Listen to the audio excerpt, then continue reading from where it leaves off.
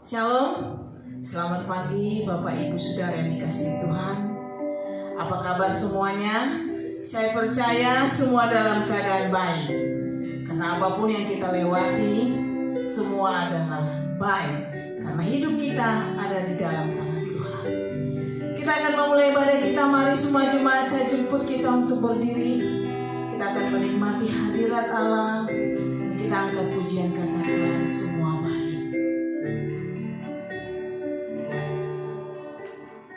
Dari semula telah Kau tetapkan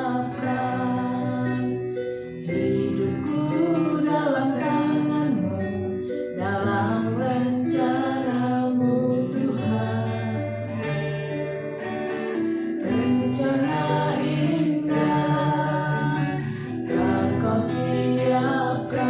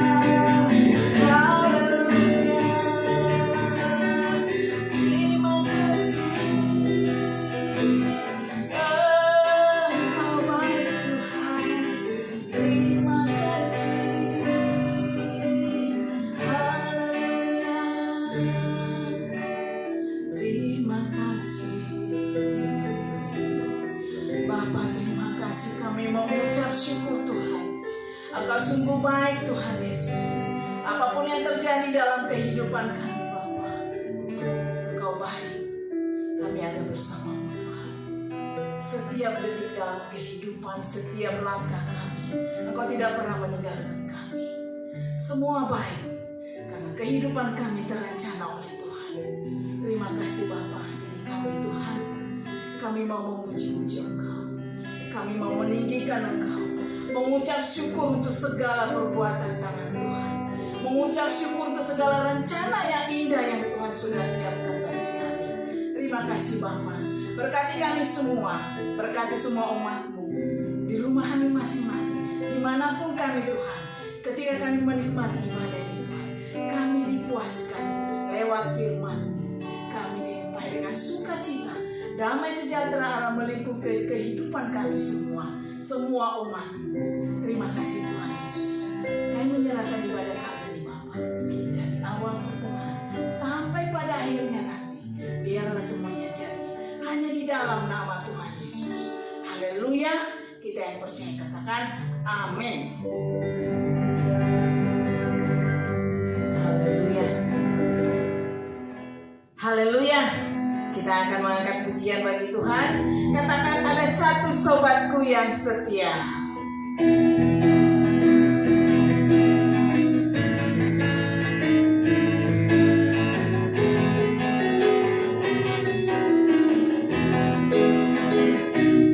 Ada satu sobatku yang setia.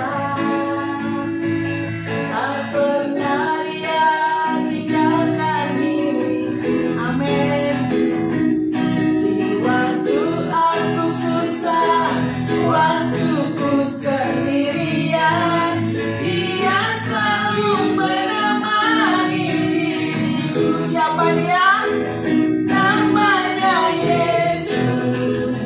Namanya Yesus. Nama Yesus yang menghibur hatiku. Namanya Yesus. Namanya Yesus. Nama Yesus yang menghibur hatiku. Katakan ada satu sobatku. Amin. Haleluya. Tak pernah dia tinggalkan diriku. Di waktu aku susah, waktu ku sendirian, dia selalu menemani diriku. Haleluya. Namanya Yesus. Namanya Yesus. Nama Yesus yang menghibur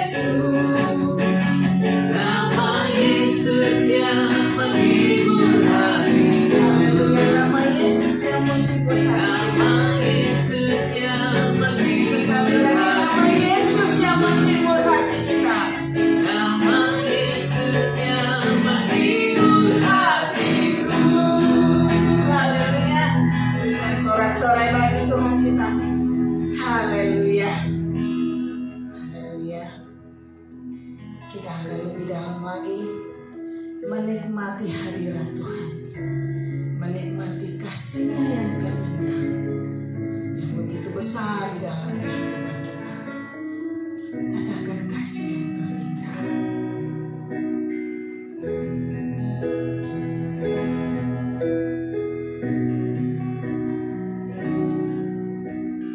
Kasih yang terindah,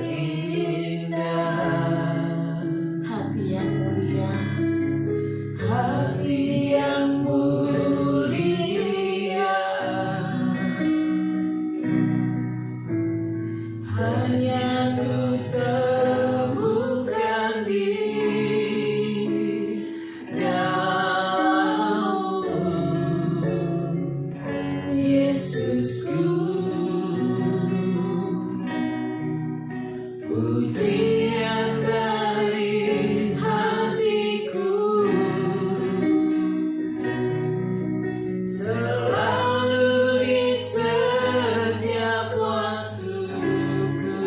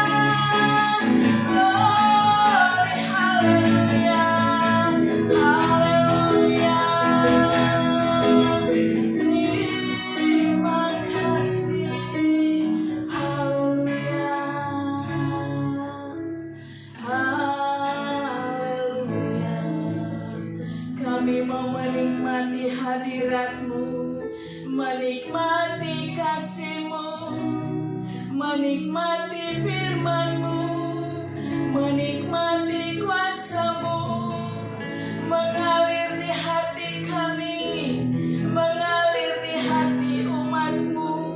Roh Kudus yang manis, Kau mengalir di hidup kami. Terima kasih Tuhan. Haleluya.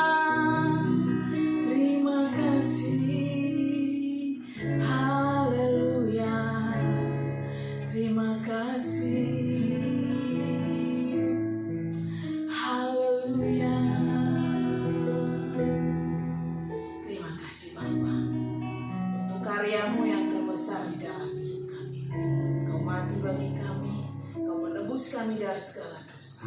Dan saat ini kami mau menikmati kasih-Mu, menikmati hadirat-Mu, menikmati firman-Mu. Kuasai hati kami semua Bapa. Kami siap diberkati oleh firman-Mu. Terima kasih Tuhan Yesus. Haleluya. Bapak Ibu Saudara yang Tuhan Yesus kasihi, sebelum mendengar firman Tuhan pada pagi hari ini, mari kita satu di dalam doa. Bapa, dalam nama Tuhan Yesus, firman yang hidup, sumber kekuatan, hikmat, kuasa dalam perjalanan hidup kami. Pagi ini Bapa, kami mau membaca dan mendengarkan suara-Mu lewat kebenaran firman-Mu. Tuhan mengurapi hamba-Mu, memberkati jemaat-Mu, buka pendengaran rohani kami, mata rohani kami, sehingga kami dapat menyerap kebenaran firman Tuhan, melakukannya dalam kehidupan ini. Walaupun berbagai tantangan, problem, masalah terjadi. Dalam nama Tuhan Yesus. Haleluya, haleluya, amin. Shalom, Bapak Ibu Saudara yang dikasihi Tuhan Yesus. Saya percaya bahwa pagi ini semua kita ada dalam kondisi yang amat sangat sehat. Karena berkat Tuhan mengalir dalam sepanjang perjalanan hidup kita. Haleluya. Kita akan sama-sama membaca firman Tuhan dari kitab Ayub pasal 23 ayat 8 sampai dengan ayatnya yang ke-10. Ayub pasal 23 ayat 8 sampai dengan ayatnya yang ke-10. Kalau sudah dapat semua, mari kita bangkit berdiri bersama. Kita baca bagian firman Tuhan ini dengan perlahan-lahan. Demikian firman Tuhan. 3. Sesungguhnya kalau aku berjalan ke timur, Ia tidak ada di sana. Atau ke barat, tidak kudapati Dia. Di utara ku cari Dia, Ia tidak tampak. Aku berpaling ke selatan, aku tidak melihat Dia. Karena Ia tahu jalan hidupku. Seandainya Ia menguji aku akan timbul seperti emas. Seandainya Ia menguji aku akan timbul seperti emas. Ini adalah deklarasi iman seorang yang mengasihi Tuhan. Jadi tema firman Tuhan pada pagi ini, deklarasi iman.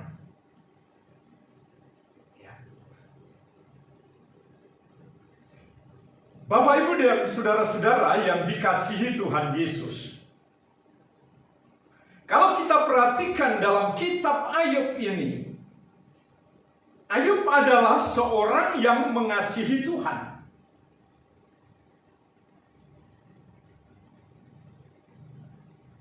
Dan Tuhan mengatakan bahwa Ayub adalah orang yang takut akan Tuhan. Ini bukan penilaian manusia dan bukan kata Ayub, tapi penilaian Allah yang luar biasa. Dan dia memiliki visi jelas. Itu dari sejak masa mudanya. Visi itu dia miliki sejak dari masa mudanya. Kita lihat dari pasal 29 ayat 4. Dikatakan firman Tuhan demikian, Ayub pasal 29 ayatnya yang keempat. Seperti ketika aku menjalani masa remajaku, ketika Allah bergaul karib dengan aku di dalam kemahku. Sejak dari masa remaja, sejak dari masa mudanya, Allah sudah bergaul karib dengan Ayub. Ayub sudah menjadi sahabat Allah yang benar, sahabat Allah yang sejati, kata firman Tuhan. Jarang sekali ditemui dalam Alkitab sejak masa mudanya ia sudah mengasihi Tuhan.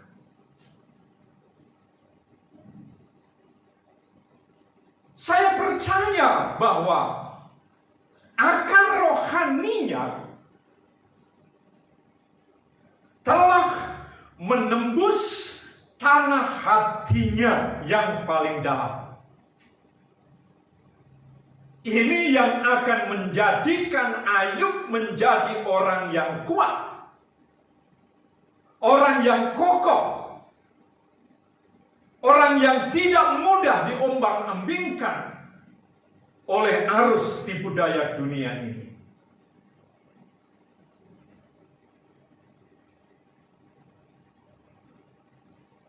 Dia memiliki visi jelas.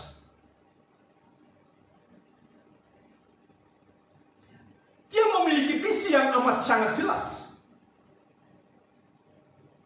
Sama seperti pemuda Yusuf, anak Yakub. Sejak dari masa mudanya, dia memiliki visi yang jelas dan dia mengandung visi Tuhan. Allah menuntun mereka kepada kesukaran dan kesulitan, kepada tantangan-tantangan hidup yang harus dijalani untuk mencapai visi itu.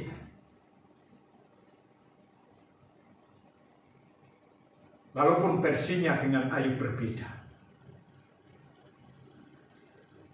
Dalam pasal 19 kitab Ayub ayat 25 dan ayatnya yang ke-26 berkata demikian, tetapi aku tahu penebusku hidup dan akhirnya ia akan bangkit di atas debu. Juga sesudah kulit tubuhku sangat rusak, tanpa dagingku pun aku akan melihat Allah. Ya. Luar biasa. Ini visi yang diterima oleh Ayub. Visi tentang kedatangan Kristus yang kedua kali.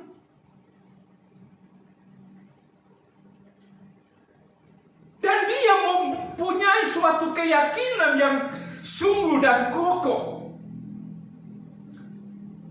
Dia akan ikut serta dalam kebangkitan dan akan benar-benar melihat Tuhan pada zaman milenium nanti. Ini visinya. Akan melihat Tuhan dalam kemuliaannya, muka dengan muka, dan dikatakan pada masa milenium nanti.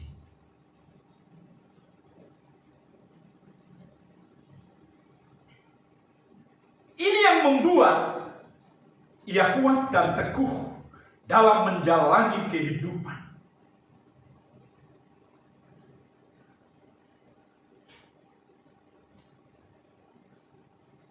karena mendasarkan hidupnya pada kebenaran. Jikalau kehidupan ini didasarkan pada kebenaran Allah, maka kehidupan ini akan menjadi kuat. Visi yang dia terima adalah kebenaran Allah. Dan itu dikandung di dalam hidupnya. Sehingga dia berjalan terus dalam bimbingan dan arahan Tuhan. Tentunya di dalam kebenaran Allah. Kebenaran itu adalah terang. Kebenaran itu adalah hidup. Siapa yang ada dalam kebenaran, dia memiliki suatu terang dan dia hidup.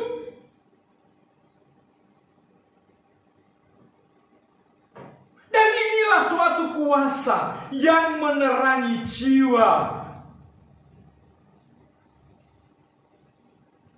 yang gelap. Kuasa yang menerangi jiwa yang gelap dan mendatangkan kekuatan jiwa yang amat sangat besar, amat sangat dahsyat dalam kehidupan ini. Dalam Injil Yohanes pasal 8 ayatnya yang ke-32, firman Tuhan mengatakan, dan kamu akan mengetahui kebenaran, dan kebenaran itu akan memerdekakan kamu. Ya. Kamu akan tahu akan kebenaran, bahwa kebenaran itulah yang memerdekakan seluruh kehidupan ini. Kebenaran itu adalah firman Allah. Kebenaran itu adalah pribadi agung Tuhan kita Yesus Kristus. Dan kalau kita perhatikan dalam kehidupan Ayub, kita dapat menyaksikan dengan jelas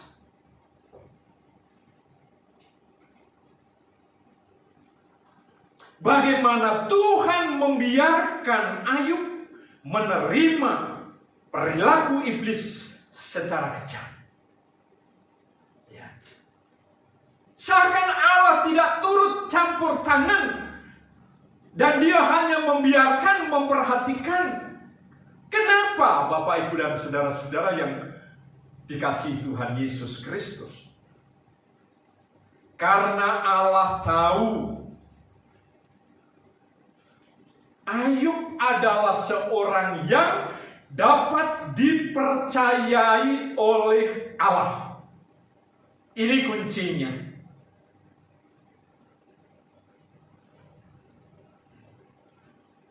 Orang yang dapat dipercayai Allah seperti Ayub,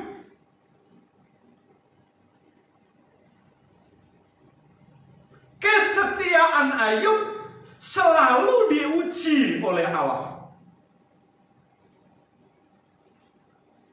Dan ujian ini sangat dahsyat melalui iblis. Ketika ada Dewan Musyawarah Allah di surga, anak-anak Allah hadir, dan iblis pun ada di sana. Allah bertanya kepada Ayub, kepada iblis, apakah engkau perhatikan hambaku Ayub? Lalu terjadilah dialog.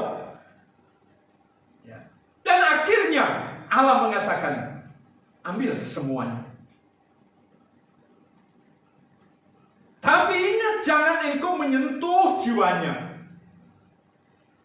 Jangan engkau menyentuh rohnya. Inilah yang terjadi. Iblis menyerang Ayub dengan berbagai macam persoalan hidup. Yang pertama-tama, kalau kita melihat pasal 1 ayat 15 sampai ayatnya yang ke-17, nggak usah dibaca di sini. Nanti setelah selesai firman Tuhan baru dibaca. Yang pertama-tama ujian yang dilontarkan kepada Ayub adalah secara ekonomi.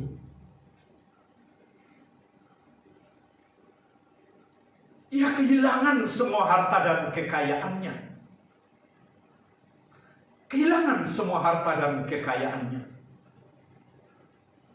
Dan yang kedua, dalam rumah tangganya, pasal 1 ayat 18 sampai 19, ia kehilangan semua anaknya karena ia tidak mendidiknya dengan benar.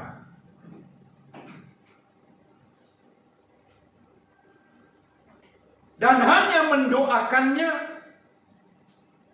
Seakan-akan kalau kita perhatikan bahwa keselamatan itu bisa diwakilkan kepada orang tuanya.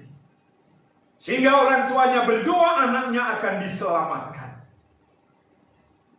Bahkan yang lebih dahsyat, istri yang tercinta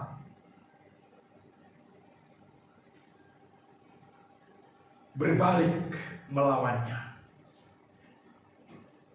Istri yang tercinta berbalik melawan Ayub dalam pasal 2 ayat 9. Berkatalah istrinya kepadanya, masih bertekunkah engkau dalam kesalehanmu? Kutukilah Allahmu dan matilah. Wow, tantangan yang amat sangat berat.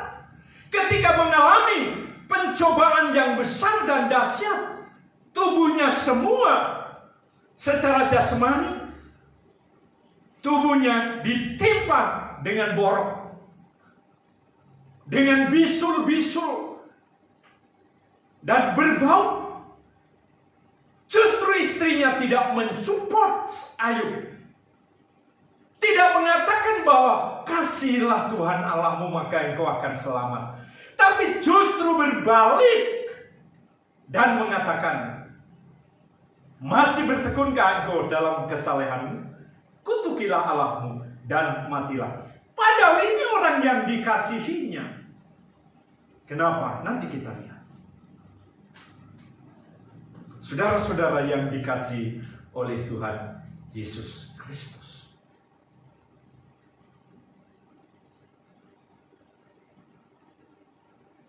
Inilah faktanya kalau kita adalah anak-anak Tuhan yang dikasihinya dan dapat dipercayai Tuhan, maka kita akan mendapat perlakuan yang istimewa.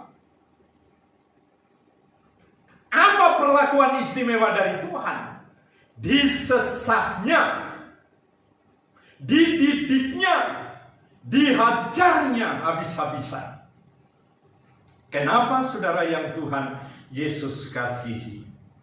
Kita baca kitab Ibrani pasal 12 ayatnya yang ke-6.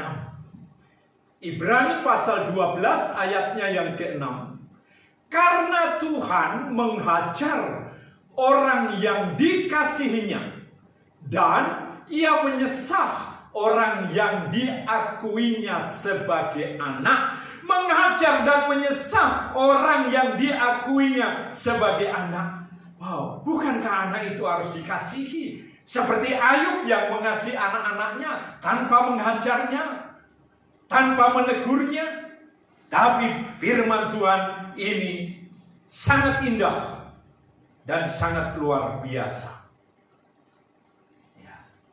Kalau kita benar-benar orang yang mengasihi Tuhan dan dapat dipercayai oleh Tuhan, maka kita akan dididik oleh Tuhan.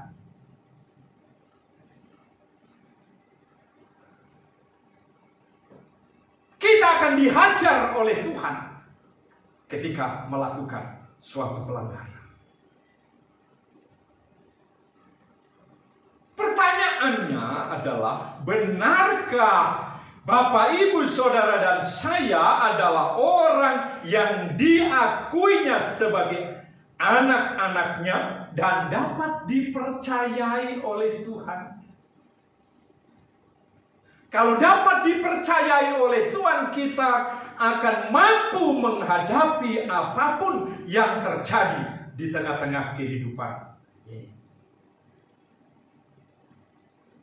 Kata menghajar itu artinya adalah mencambuk, memukul, dan itu bukan dengan rotan, melainkan dengan masalah-masalah atau kesulitan-kesulitan yang terjadi di dalam kehidupan ini. Ada amin? Puji Tuhan. Wow, luar biasa firman Tuhan ini. Kenapa harus ada kesulitan-kesulitan ini? Banyak orang yang menganggap berkat Tuhan itu hanya keselamatan dan hal-hal yang bersifat alami di tengah-tengah perjalanan hidup kita.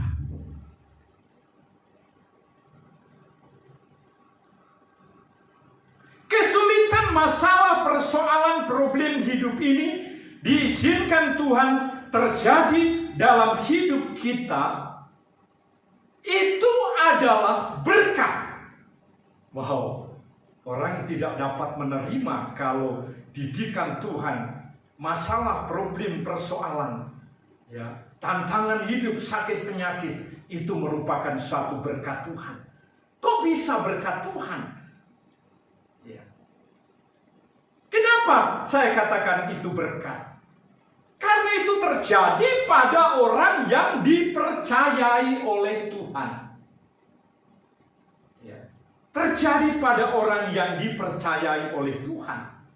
Karena dari kesulitan, problem, masalah, penderitaan, kesakitan adalah sebuah kesempatan untuk memperoleh kasih karunia Allah yang baru dalam kehidupan. Sehingga kasih karunia Allah itu akan melimpah-limpah dalam kehidupan kita. Haleluya. Ada amin, Bapak Ibu yang kekasih. Yang dipercayai Tuhan pasti katakan amin. Bapak Ibu Saudara yang dikasihi oleh Tuhan Yesus Kristus. Maka hasilnya adalah kita akan menjadi lebih dewasa dan benar dalam menjalani kehidupan ini. Dan inilah yang dikatakan oleh Ayub dalam ayat 10 dari pasal 23 tadi. Aku akan timbul seperti emas. Ya. Aku akan timbul seperti emas. Tentunya seperti emas yang dimurnikan oleh Bapa di surga. Dan inilah suatu deklarasi yang dinyatakan. Aku akan timbul seperti emas. Katakan, timbul seperti emas. Puji Tuhan. Haleluya. Yang bertahan dalam penderitaan, kesukaran akan timbul seperti emas. Ini semua karena berkat kesetiaan Ayub. Dan akhirnya dia menerima berkat ganda yang luar biasa.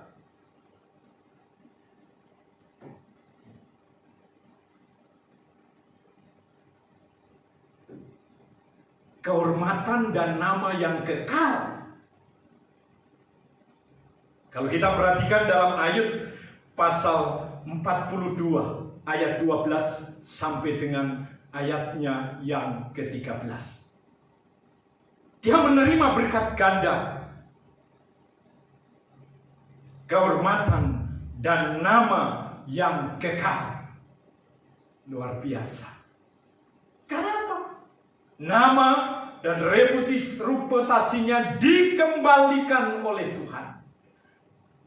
Semua kekayaannya dikembalikan 2 kali lipat. Dan dia menerima anak yang sangat cantik. Dan sungguh mengasihi Tuhan.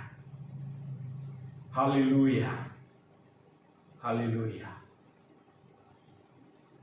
Bapak, Ibu, dan saudara-saudara yang dikasihi Tuhan Yesus, dalam pelajaran Ayub ini, atau dalam kehidupan Ayub ini, kita bisa menimbang berkat yang luar biasa dari kesukaran dan kesulitannya. Kalau Bapak, Ibu, Saudara, dan saya mengalami penderitaan seperti Ayub, apa yang akan terjadi? Yang pertama tadi adalah secara ekonomi. Tapi firman Tuhan Yesus mengatakan dalam Injil Matius pasal 6 ayat yang ke-21, kebenaran ini juga dipahami oleh Ayub di dalam perjalanan hidupnya. Tuhan Yesus katakan, karena di mana hartamu berada, di situ juga hatimu berada. Wow. Kalau tidak sungguh-sungguh dapat dipercayai oleh Tuhan, ini akan berlaku dalam kehidupan orang percaya. Di mana hartamu berada, di situ juga hatimu berada. Tapi beda dengan Ayub. Hatinya tidak melekat kepada hartanya, tapi hatinya melekat kepada Tuhan. Ya. Supaya kita semua mengasihi Tuhan lebih dari segala harta kita. Karena harta ini sewaktu-waktu Tuhan mengambilnya. Kalau sewaktu-waktu Tuhan mengambilnya, maka kita tidak akan kecewa di hadapan Tuhan. Kita tetap akan bersyukur di hadapan Allah. Ini satu hal yang sangat luar biasa. Berkat yang kedua, dalam Amsal pasal 23 ayat 13 sampai 14b, yang berkata demikian, jangan menolak didikan dari anakmu. Ia tidak akan mati kalau engkau memukulnya dengan rotan. Tetapi engkau menyelamatkan nyawa dari dunia orang mati. Ayat 14 bagian B. Tapi engkau menyelamatkan nyawanya dari dunia orang mati. Ini yang tidak dilakukan oleh Ayub. Itu sebabnya harus menjadi pelajaran bagi kita sebagai anak-anak Tuhan, supaya kita mendidik anak-anak kita dengan benar, sesuai dengan kebenaran. Dalam Amsal pasalnya yang ke-23 tadi, dengan rotan. Ya. Memang kadang-kadang kalau kita perhatikan anak-anak kita, ya, ada yang mengatakan demikian, Pak, kalau kita ambil rotan, dia langsung bilang begini, hati-hati gunakan tanganmu, karena Bapa di surga melihat penuh cinta. Benar. Kalau kita terpancing dengan kata hati-hati dan kita tidak jadi memukul dan membiarkannya, dia akan ulang kembali. Karena ini sebagai senjata baginya. Tapi bagi kita yang mengasihi Tuhan tidak demikian. Supaya kita didik dengan benar anak-anak kita. Dan pelajaran bagi kaum muda, carilah teman hidup yang benar-benar mengasihi Tuhan. Benar-benar takut akan Tuhan. Bukan hanya cantik atau tampan parasnya, tapi harus cantik hatinya. Cantik apanya? Katakan, cantik hatinya. Supaya jangan mengecewakan di masa yang akan datang. Tetapi dia dapat setia sampai mati. Inilah pelajaran yang dapat kita ambil dan kita petik hikmahnya dari ujian-ujian yang terjadi dari kehidupan dan pribadi Ayub. Tapi kesemuanya itu Ayub tidak berbuat dosa melalui perkataannya. Demikian pula akan terjadi dalam kehidupan kita. Dan berkatnya akan dilimpahkan kepada Bapak, Ibu, Saudara, dan saya. Berkat kasih karunia yang melimpah lipat kali ganda dalam kehidupan ini. Puji Tuhan. Tuhan memberkati kita. Haleluya. Mari kita satu dalam doa. Bapa, terima kasih dalam nama Tuhan Yesus. Kami mengucap syukur untuk kebenaran firman-Mu. Biarlah firman Tuhan ini menjadi rema di dalam pribadi setiap orang yang mendengarkannya, sehingga firman ini mengubah hati kami. Kebenaran ini dapat mengubah jiwa kami, sehingga jiwa kami terus ada dalam kekencangan bersama dengan Tuhan. Hamba lepaskan berkat kekuatan bagi jemaat-Mu. Hamba lepaskan berkat kehidupan dan terang kasih Allah bercahaya atas hati yang gundah gulana, sehingga hati ini dibenarkan oleh Tuhan. Terpujilah nama-Mu Bapa, dalam nama Tuhan Yesus kami naikkan syukur kepadamu. Haleluya, haleluya, amin. Salam jemaat yang terkasih, kita akan mendengarkan waktu jemaat minggu ini. Sambil mendengarkan warta jemaat, jemaat dipersilakan menyiapkan persembahan.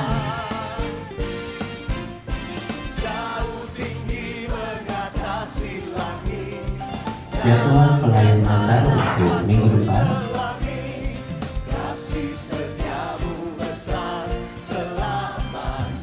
Pembacaan Alkitab minggu ini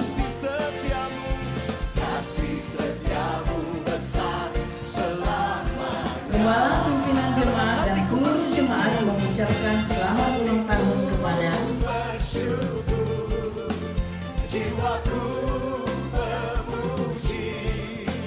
Demikian warta jemaat minggu ini.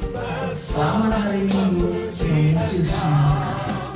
Yesus, ajaib perbuatanmu, besar anugerahmu, takkan berhenti ku memuji nama-Mu. Kita akan mengakhiri ibadah kita. Mari semua saya jemput kita untuk berdiri. Kita angkat pujian. Haleluya.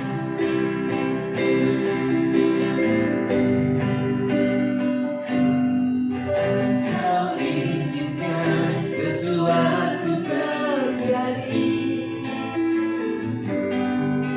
Ku percaya semua untuk kebaikanku.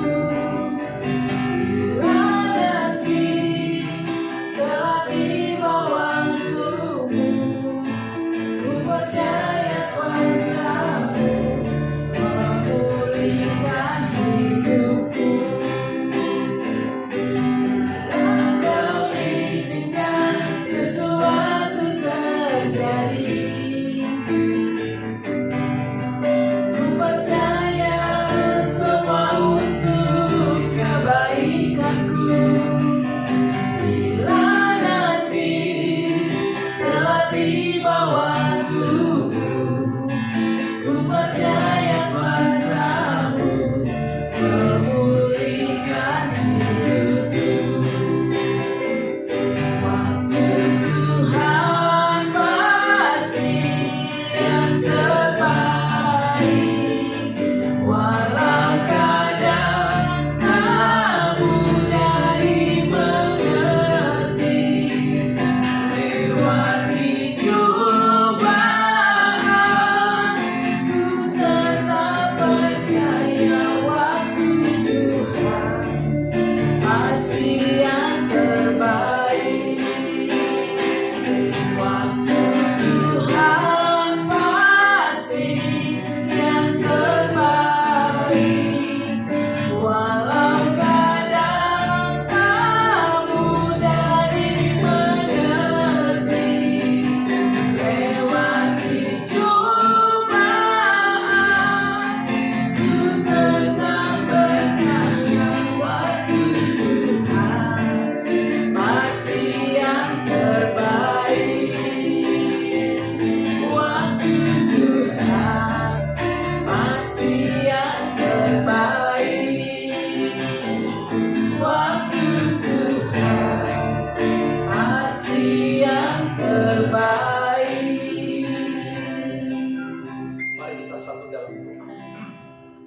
hadapan kekudusan Bapa, kami datang membawa setiap pergumulan hidup kami ke dalam tangan Tuhan, karena hanya Engkau satu-satunya penolong dan jawaban atas setiap pergumulan dan masalah kami. Bahkan segala sesuatu yang Tuhan nyatakan dalam kehidupan kami hanya demi untuk hormat dan kemuliaan-Mu. Pagi ini kami berdoa bagi jemaat-Mu yang berulang tahun, secara khusus bagi anak kami Hakaton.